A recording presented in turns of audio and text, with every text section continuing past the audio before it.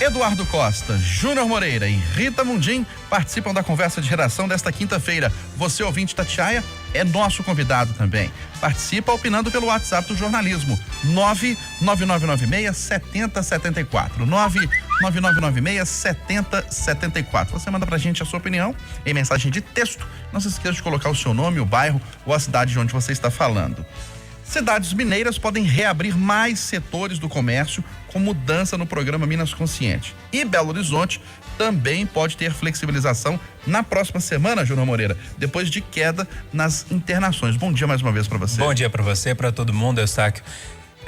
O programa Minas Consciente parecia um programa bem formulado inicialmente, muito bem organizado, com critérios muito certinhos, né?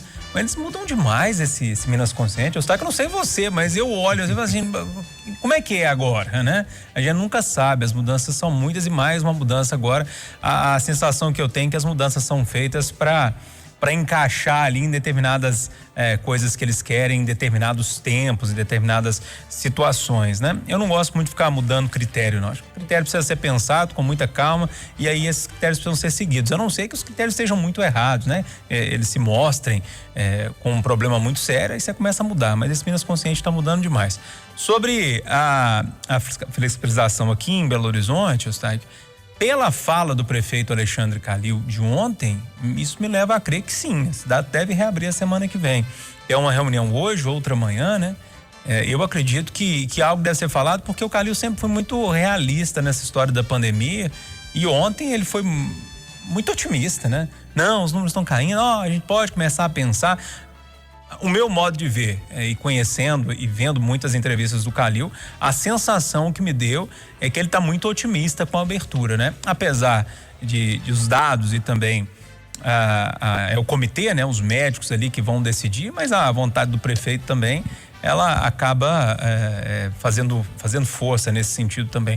Sensação que eu tenho é que a gente pode ter surpresa boa já na semana que vem, até porque os dados vêm caindo, né? A gente vem numa fase já de descer a escadinha aí dos números e tomara que continue assim. Isso prova mais uma vez que o isolamento social é muito prejudicial, é lógico, para a economia, mas ao mesmo tempo ele funciona muito bem para evitar a explosão do número de casos e a explosão do sistema de saúde, né? O que está preocupando muito ainda neste momento é a ocupação de leitos de UTI Covid. Está em 77,4%, ainda no nível vermelho, mas abaixo dos 80% dos boletins anteriores. Taxa de ocupação de enfermaria, nível amarelo, passou de 62,5% para 59,8%. E o RT, esse está no nível verde, está no nível positivo. O RT, que é o índice de velocidade de transmissão da doença, ele está em 0,96. O ideal é sempre abaixo de 1. E como eu disse ontem, esse índice aí, o de transmissão, da velocidade da transmissão, é o que vai apontar para o futuro, né? Quanto menos transmissão, menos pessoas vão entrar nas enfermarias e, por consequência, também nas UTIs. Então, eu acho que a gente está num sentido de melhora, acredito sim, nessa reabertura a partir da semana que vem. Você está otimista também, Rita Mundim? Bom dia mais uma vez. Bom dia, Eustáquio, bom dia a todos, bom dia, Júnior. Eu acho o seguinte, que o prefeito, a prefeitura vem usando esses parâmetros e vem tendo coerência, né, no uso dos parâmetros. Se os parâmetros estão sendo reduzidos, eu acredito que sim, teremos uma flexibilização na semana que vem. Então, estou otimista, apesar de eu achar que além dos parâmetros deveria haver sempre o diálogo e busca de soluções alternativas. Otimista também, Eduardo Costa, bom dia para você. Meu querido, bom dia para você, para todo mundo que escuta Itatiaia, para todo mundo que nos prestigia, para todo mundo que está conosco. Eu sou obrigado a concordar às vezes com o Júnior, que esse negócio de eleição de 2 em 2 anos faz milagre, viu? Porque você vê, essa semana nós tivemos uma reunião do vice-prefeito de Belo Horizonte com a prefeita de Contagem e com o secretário estadual para tratar do Ferrugem, do Arrudas e da Tereza Cristina. Isso, amigo, isso é um milagre. Agora, ontem teve uma reunião da Grambel e o prefeito de Belo Horizonte foi. Isso é outro milagre, isso é eleição. E agora, é baseado nisso, de que você tem que fazer a coisa certa, ouvindo os médicos, mas também tem que pensar que você não pode esgarçar a cidade, é que eu estou acreditando que semana que vem o prefeito vai começar a reabrir essas cidades, né? Essa cidade vai ficar fantasma, seu Eustáquio. Ô Eduardo, vou fazer uma pergunta para você que acompanha a cidade há bastante tempo na cobertura aqui na Itatiaia. Só não é o nosso tema não, mas você já deu notícia alguma vez de uma reunião entre Belo Horizonte, Contagem e governo do estado para tratar de obras de enchente, especialmente no limite de Contagem com Belo Horizonte? Eu nunca ouvi. É a primeira vez. Nunca. E outra coisa, nunca, eu não tô falando de Calil não, tá? Não me lembro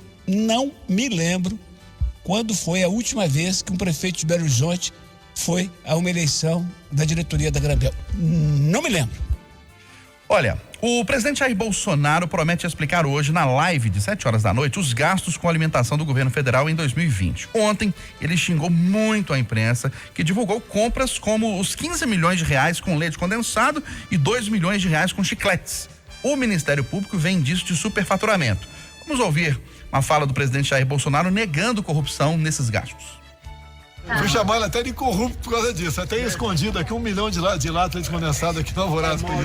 Agora, a alimentação comprada pelo governo, não pelo presidente da República, para alimentar 370 mil homens do Exército, da Marinha, da Aeronáutica, gente do Ministério da Educação, que não são poucos, hospitais universitários, gente lá que está agregado lá no Ministério da Cidadania. É uma infinidade, são centenas e milhares de pessoas que a gente alimenta. O dinheiro não é para mim, não é para... Mesmo que eu tome aí 500 latas de condensado por hora, não daria conta do recado aí. O vice-presidente da República, Hamilton Mourão, também comentou o assunto. Vamos ouvir. Pura fumaça. Todos esses gastos são gastos orçamentários, previsto aí alguns como despesa obrigatória, outros como despesa discricionária, e que foram efetuados dentro do que estava previsto no desembolso do orçamento do ano passado. E se pegar o que foi gasto em anos anteriores, eu tenho certeza que estará mais ou menos no mesmo patamar. Então isso faz parte dessa pressão que está sendo feita em cima do nosso governo.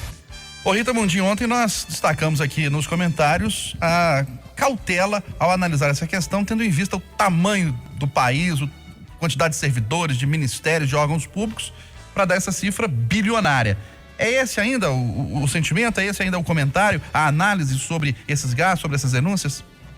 Com certeza, né? Porque muitas vezes a gente divulga, é divulgada uma informação sem que ela seja analisada. Então, essa precipitação na divulgação da informação sem a devida análise, sem a devida...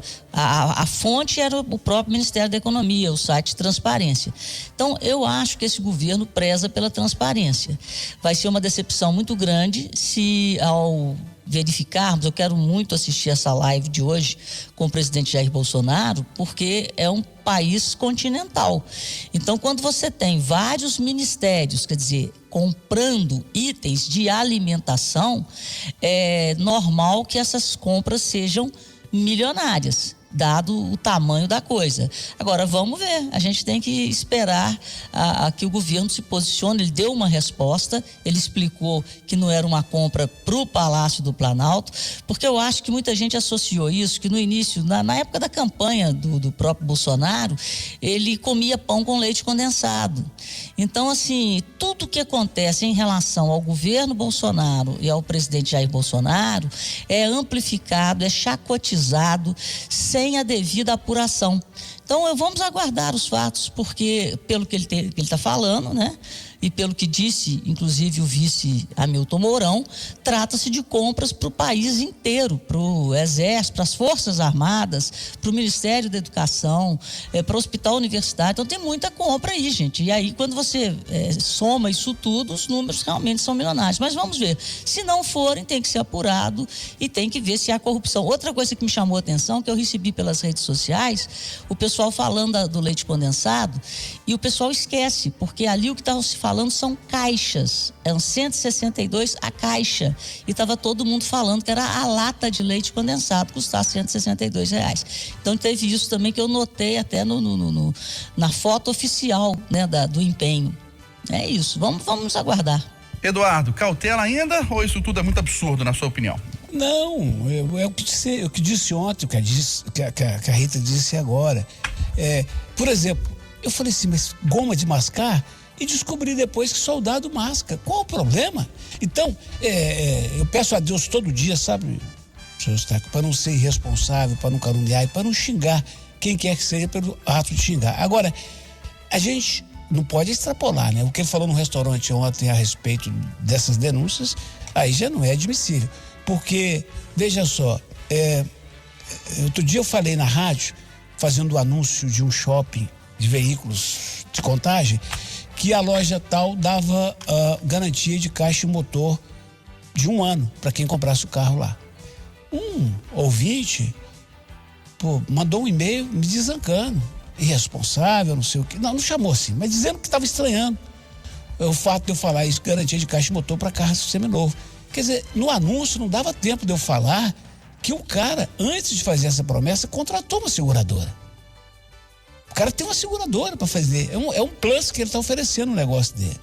Então nós do rádio, que falamos sempre de improviso e nem sempre temos as 3 horas que precisamos para falar, a gente é muito mal interpretado. Anteontem eu botei no Jornal da Noite e no Instagram uma história de fome de uma família.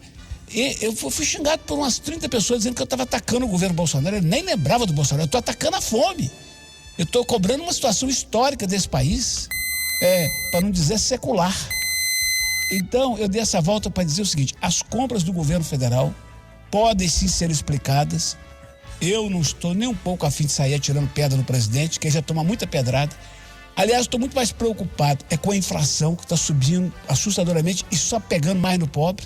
Muito mais incomodado com isso. E para conta, tem lá o Tribunal de Contas, deixa os caras investigar. Depois que tiver um relatório, tudo, eu vou dar meu palpitão aqui. Agora, o que não pode acontecer, aí não, é o presidente ontem, da mesma forma que eu sou xingado às vezes no Instagram, no e-mail da rádio, quando a crítica é construtiva eu respondo, quando não é eu só ignoro. Não pode o presidente falar o que falou ontem, mandando enfiar o leite condensado no fiofó dos jornalistas. Isso não combina com o cargo dele. Mas pior do que isso, ele estava falando como capitão do exército, né? Como João Batista de Figueiredo, que foi um presidente que a gente conhecia bem. Pior do que isso é a gargalhada do diplomata que é ministro das Relações Exteriores, Ernesto Araújo. Eustáquio, você me permita pedir a Rita. Rita, o presidente da República explodir de raiva é parte da personalidade dele. Quando 58 milhões de brasileiros o elegeram, sabiam disso. Mas um diplomata rir daquele jeito, de algo tão grosso, aquilo assusta a gente, Rita. Ele não só riu, como aplaudiu. Vergonhoso é isso, viu, senhor Eustáquio? E a gente sabe que eles estavam num restaurante onde você normalmente tira a máscara para se alimentar, para tomar um refrigerante, um suco, uma cerveja, mas havia várias pessoas ali sem máscara e em aglomeração, Junão Moreira. Só um detalhe. Eustáquio, ontem eu comecei o meu comentário aqui no Conversa de Redação falando exatamente isso, que a explicação do governo federal me convencia. Que era o quê? Um contingente gigantesco e que as compras volumosas eram por causa disso. Me estranhava algumas guloseimas. Por exemplo, chicletes, que depois foi explicado, né? Diz que o soldado precisa mascar por causa do ouvido, da pressão, e também ajuda na limpeza dos dentes quando está em alguma missão, enfim. Tudo bem, está explicado, né? Acho que a função do jornalismo é esse, apontar, olha, parece ter um problema aqui, vamos tentar, vamos investigar, denunciar, o Ministério Público entrar, e o governo de explicar, não, é isso, tá tudo certo, tá tudo ok. Agora, o que me assustou, e aí eu vou começar de onde o Eduardo parou, foi da reação do próprio presidente da República e também das redes bolsonaristas, assim, né? As redes sociais. A reação foi muito forte numa coisa que é facilmente explicável. Facilmente explicável, como foi explicado. Mas a reação de duas, uma. Ou tem angu nesse caroço, né? Eu já vi pessoas levantando suspeitas aí de empresa de fachada, de compra superfaturada. Então isso precisa ser investigado, né? Deixa o Tribunal de Contas investigar para a gente ver no final o que vai dar. E outra coisa, que pode ser a segunda opção, de talvez não ter nem angu nesse caroço, tá tudo certinho e tal, mas o Bolsonaro, nesses últimos 3 dias, ele provou de um veneno que eles sabem fazer muito bem, que são os memes na internet, né? E o que viralizou de meme na internet do Bolsonaro, de todo mundo fazendo chacota mesmo da história, né? E usando ali a questão do leite condensado, principalmente, para brincar, para zoar o presidente, parece que ele sentiu. sentiu e por isso ele ficou tão nervoso com essa história. Provou do próprio veneno. Então, das duas, uma. Ou tem angu nesse caroço, essa questão do superfaturamento e das empresas de fachadas, isso precisa ser investigado, ou não, simplesmente o presidente sentiu mesmo, estava acostumado a zoar muitas outras pessoas, fazer meme, a gente vai lembrar de vários aí, chamando a Joyce Hassman de Pepa, lembra daquilo? E vários outros, o Kim Kataguiri, enfim, e por aí vai, e sentiu por causa da brincadeira. De qualquer forma, vamos esperar, né, para ver o que o Tribunal de Contas vai falar, mas eu acho que de qualquer forma, apesar de ser explicáveis, o volume de gasto ser explicável, algumas coisas, algumas lacunas ainda existem nessa aí que a gente precisa esperar para entender melhor. Vamos falar de política? O governador Romeu Zema reafirma a intenção de ser candidato à reeleição já no ano que vem, gente. Eleição para governador, presidente ano que vem. E ele deve disputar o cargo com o prefeito de Belo Horizonte, Alexandre Calil, meu caro Eduardo Costa. É legítimo. O governador tomou um susto, né? Que ele candidatou para marcar presença. De repente, caiu no colo dele. E ele não é uma decepção. Ele é um cidadão que tem governado bem, olha aqui, assim como o presidente Bolsonaro e assim como o prefeito Calil. Eu não conheço, pode ser, eu não conheço atos de bandalheira do governo do Zema, eu não conheço. Uma coisinha ou outra que você podia evitar, como a nomeação de uma dona aí que foi candidata nas últimas eleições lá para a Emater, mas não tem bandalheira escandalosa. E o Zema está levando do jeito que pode o governo do estado. Eu tenho muitos reparos, mas quem não tem, né? Se eu estivesse no lugar dele, eu estaria sendo apedrejado também. Portanto, acho legítimo que ele pleiteie e vamos pro voto. Eu só lamento que a gente tenha saído de uma eleição agora e já esteja discutindo outra. Eu queria que a gente estivesse discutindo produção agrícola, mobilidade urbana, contenção da inflação, mas já que a regra do jogo é essa, tá na regra, vambora. Ô Rita, e a gente pode imaginar que será uma eleição bem disputada, porque é o atual governador, tem a caneta na mão, é legítimo que tente a reeleição e, eventualmente, com o prefeito de Belo Horizonte, que teve uma reeleição com índices de votação, né, muito fortes e tem uma aprovação muito grande na cidade. Pois é, que coisa boa, né? A gente está diante de dois políticos que foram e são reconhecidos por um bom trabalho. Como eu faço coro com o Eduardo, infelizmente nós já estamos discutindo outra eleição. Eu também sou assim, se eu pudesse, né, se a gente pudesse, né, Eduardo, a eleição de 4 anos já é muito desgastante, imagina a eleição de 2 em 2 anos. Mas enfim, faz parte do jogo, vivemos numa democracia. Eu acho que o governador Zema tirou minhoca do asfalto, se puder, ele pegou um estado totalmente quebrado, e ele fez muita gestão, ele agiu com muita inteligência em todas as áreas, né? A gente fala de segurança, de educação, inclusive Minas melhorou muito na educação, com parcos recursos, né? Então a mudança é a forma de conduzir a política de educação, a política de segurança. Então o que eu acho que a gente está assistindo talvez seja um privilégio dos mineiros estarmos diante de 2 bons candidatos, quando isso não é uma regra para o Brasil. Júnior Moreira, possível disputa ano que vem, Romeu Zema versus Calil. O Eustáquio é a disputa mais óbvia, né, que a gente tem nesse momento, né? O governador tentando a reeleição, apesar de eu não gostar de reeleição, mas é outra história também, como diz Eduardo e a Rita, são as regras aí que estão colocadas, né? Eu não gosto muito da reeleição, mas é o direito. O mais natural possível é o governador que está exercendo um trabalho que para mim não é tão bom assim, mas é um trabalho ok, né? Nota 6, está na média, tentar a reeleição. E o outro prefeito da principal cidade do estado também tentar disputar essa eleição. Agora, Eustáquio, pode parecer loucura que eu estou falando aqui, mas eu já ouvi de pessoas muito próximas ao Calil, inclusive pessoas de dentro do PSD, que a grande história ali envolvendo o Calil, e quem encabeça isso é o Gilberto Kassab, é tentar transformar o nome do prefeito Alexandre Calil em nome nacional para 2022. Inclusive, você pode observar que entrevistas em nível nacional sempre estão sendo dadas, o nome está sendo falado ali, eles estão procurando um nome ali de centro que possa aglutinar os 2 lados. Eu não estou dizendo aqui que ele vai ser candidato à presidência, mas, segundo pessoas ali de dentro do partido, a intenção é tentar achar um nome. E entre essas opções seria o prefeito Alexandre Calil. Então, talvez não tenhamos essa disputa tão óbvia aqui em Minas Gerais, né? Entre Zema e Calil, e sim Calil em nível nacional. Esperemos, né? Que o jogo tá começando ainda, o xadrez é bem complexo aí para saber onde vai dar isso tudo. Ô Stag, Sim. E dentro desse raciocínio do Júnior, que não é absurdo, há um outro fato, que recentemente o Rodrigo Pacheco ganhou o apoio do Calil para a presidência do Senado. Ora, é óbvio que isso inclui o Rodrigo Pacheco não ser candidato no ano que vem, que seria o terceiro nome forte. Então, com essa avenida aberta para o Calil aí, ele, Zema, eu não acredito nessa hipótese dele alçar novos voos, embora o Júnior não seja absurdo ao trazer o assunto à tona, meu caro. Trazer à baila o assunto. A baila é bom. Ô Eduardo, olha só, chacina de Unai completa hoje 17 anos. E 17 anos de impunidade, Eduardo, porque os mandantes do crime não cumpriram um dia sequer da pena na cadeia. Eles até foram presos, os irmãos Norberto e Antério Mânica, mas foram presos antes da condenação. Eles foram condenados há poucos anos, 100 anos, mas estão em liberdade. Eustáquio, vai começar daqui a 5 minutos aqui em Belo Horizonte, no Fórum Lafayette, o julgamento de médicos de Poços de Caldas acusados de roubar órgãos de um menino de 10 anos em Poços de Caldas há 21 anos.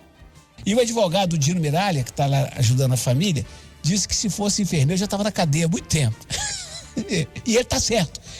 Esse crime de Unai, quem atirou está preso, quem contratou está preso ou morreu. Quem atirou, na verdade, não está preso mais não, porque a juíza de Neves liberou um deles agora aqui em novembro, por causa da Covid. Mas enfim, foram presos, punidos. Quem contratou e quem mandou, e assinou em cartório. Ele assinou em cartório a confissão do crime. Norberto Mânica está solto. Ele tinha mandado matar o João Batista. Os homens que iam atirar chegaram a ligar para esse doutor. O problema é que ele não está só. Tem mais 2 colegas dele e um motorista. Mata todo mundo.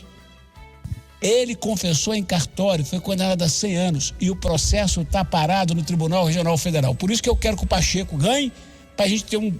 mas se não tiver, eu brigo eu brigo para sempre com o Rodrigo, se ele não aprovar esse projeto do Senado, de criar o tribunal aqui. E enquanto isso, eu sou levado a acreditar sim, no Brasil, quem tem dinheiro ou quem tem influência para contratar advogado que seja bom, ou que nem tão bom seja, mas que tenha boas relações, não vai para cadeia. Ô Rita Mundinho, qual seria a explicação para 2 pessoas serem condenadas a 100 anos de prisão e estarem em liberdade e apesar de até confissão em cartório? O Eduardo já falou tudo que eu penso, né? O negócio aqui, a gente vê aí, vamos para o crime ambiental, vamos ver o que está acontecendo aqui em Minas Gerais, em Brumadinho, em Mariana. As coisas, né, não chegam ao fim, a justiça não é feita, as pessoas não são recompensadas da forma do prometido, né? As comunidades são largadas ao léu. Então, eu acho que a justiça aqui no Brasil tem que passar por uma reforma, né? Uma reforma do judiciário para que ele seja e que ele haja em favor do cidadão e que a lei seja cumprida. Essa sensação de impunidade, ela é a grande responsável por várias mazelas do Brasil. Inclusive a impunidade na justiça dos políticos, que fazem o que bem querem, são corruptos, roubam políticos, partidos, e está todo mundo solto. Então faço minhas as palavras do Eduardo. Ô Júnior, essa semana também, no dia 25, foi aniversário, entre aspas, de um crime bárbaro também, o assassinato do promotor Francisco Lins do Rego, ali na Joaquim Murtinho com Prudente de Moraes. 19 anos, foi 25 de janeiro de 2002. 3 homens foram condenados. Um dono de posto de gasolina, um ex-policial militar e um office boy. Ao que me consta, os 3 estão soltos. Foram presos, foram condenados, continuaram na cadeia, mas já estão soltos 19 anos depois. E os filhos do promotor estão órfãos de pai. Não tem muito o que acrescentar no que o Eduardo e a Rita disseram, não. É isso, né? Quem tem dinheiro no Brasil e consegue pagar bons advogados e que tenha, como o Eduardo disse, um advogado talvez não seja tão bom assim, né? Mas tenha os contatos dentro dos tribunais, a situação se resolve. Eu sei que o tempo está terminando, mas eu não queria deixar de falar de um assunto rapidamente, que está me preocupando muito, viu? Está muito forte nas redes sociais esse movimento grevista dos motoristas de caminhão a partir de segunda-feira. Isso é muito sério, era tudo que o Brasil não precisava agora, era uma greve no dia 1º de fevereiro. É pedir calma à turma aí e tentar estudar melhor esse assunto, porque cada dia que passa, isso fica mais forte nas redes sociais, principalmente na madrugada, que é o horário que o caminhoneiro tá rodando, e eu tô sentindo essa temperatura muito alta, tá me preocupando muito. E pedir calma também no preço do óleo diesel, que ninguém aguenta, né, companheiro? Isso mesmo. E o presidente Jair Bolsonaro disse que está pretendendo reduzir o preço, reduzir a carga tributária sobre o diesel para cair o preço. Mas o problema é que para reduzir um vai ter que subir o outro, né? Vai ter que ter uma compensação, porque não tem de onde tirar, aí que é o problema, né? Elogiar aqui, prefeito de Santa Luzia. O secretário dele furou a fila, ele mandou embora e mandou mais 4 ou 6 que estavam ajudando o secretário. Aí eu tô achando